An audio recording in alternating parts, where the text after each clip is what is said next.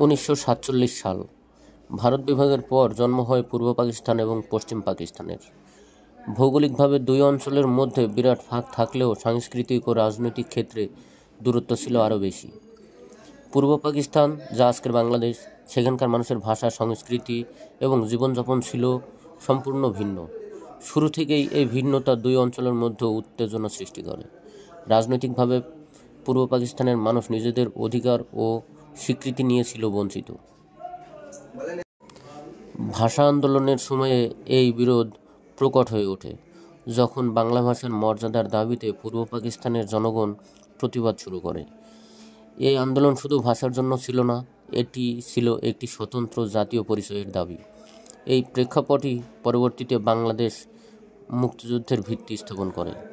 পূর্ব পশ্চিম পাকিস্তানের মধ্যে যে দ্বন্দ্বের শুরু, তা কেবল রাজনৈতিক সীমাবদ্ধতার মধ্যে নয়, বরং একটি জাতির অধিকার প্রতিষ্ঠার লড়াই হিসেবে বিকশিত হয়।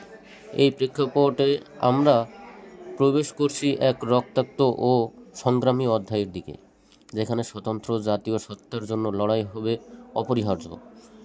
1971 সালে প্রারম্ভে পরিস্থিতি এতটাই উত্তপ্ত হয়ে ওঠে যে একটি সামরিক অভিযান শুরু হয়, যার নাম অপারেশন সার্চলাইট।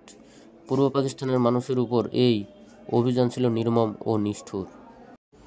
প্রতিবাদকারী এবং সাধারণ মানুষ তাদের অধিকার ও স্বাধীনতার জন্য রাস্তায় নেমে আসে। এই নির্যাতন ও অত্যাচারের বিরুদ্ধে রুখে দাঁড়াতে গঠিত হয় মুক্তিবাহিনী। মুক্তিবাহিনী ছিল একটি প্রতিরোধ আন্দোলন, যা বাঙালি জনগণের স্বপ্ন ও স্বাধীনতার আকাঙ্ক্ষা থেকে উদ্ভূত হয়। তারা সংঘবদ্ধ হয়ে নিজেদের মাতৃভূমির স্বাধীনতা অর্জনের জন্য লড়াই শুরু করে। প্রতিটি কোণ থেকে উত্থিত হয় প্রতিরোধের সুর। এই সময়ে বাঙালি জাতির মধ্যে এক অদম্য শক্তি ও ঐক্য গড়ে ওঠে, যা পূর্ব পাকিস্তানের রাজনৈতিক অস্থিরতার জবাব দেয়। অপারেশন সার্চলাইটের নৃশংসতা মুক্তিবাহিনীর শক্তি বাড়ায়, যারা দেশকে স্বাধীন করার জন্য দৃঢ় প্রতিজ্ঞাবদ্ধ ছিল।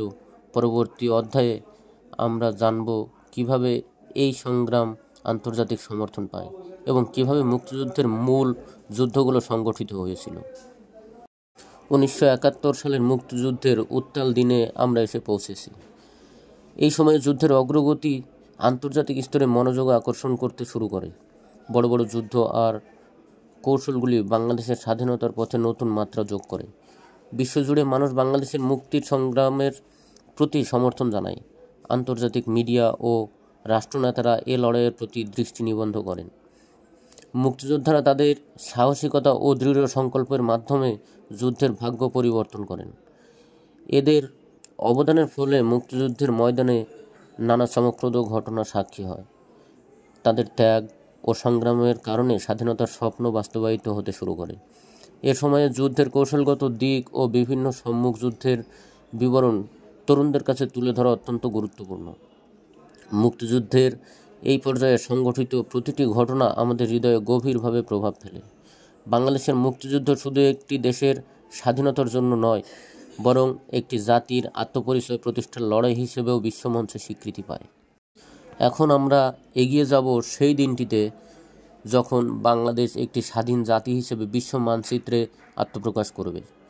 1971 সালের 16 ডিসেম্বর একটি নতুন সূচনা। এক দীর্ঘ সংগ্রামের পর বাংলাদেশ বিজয় লাভ করে স্বাধীনতা অর্জন করে। এটি কেবল একটি মুক্তিযুদ্ধের সমাপ্তি নয়, বরং একটি জাতির জন্মের সূচনা। এই বিজয় ছিল অসংখ্য মানুষের ত্যাগের ফল, যারা তাদের জীবন উৎসর্গ করেছিলেন একটি স্বাধীন দেশ গড়ার স্বপ্নে। স্বাধীনতার এই মুহূর্তে বাংলাদেশ শুধুমাত্র একটি মানচিত্রে নতুন নাম হিসেবে উদ্ভাসিত হয়নি, বরং একটি স্বতন্ত্র পরিচয় পেয়েছে। এই স্বাধীনতা আমাদের সংস্কৃতি ও ভাষার উপর গৌরব আনয়ন করেছে এবং আমাদের জাতি হিসেবে একত্রিত করেছে।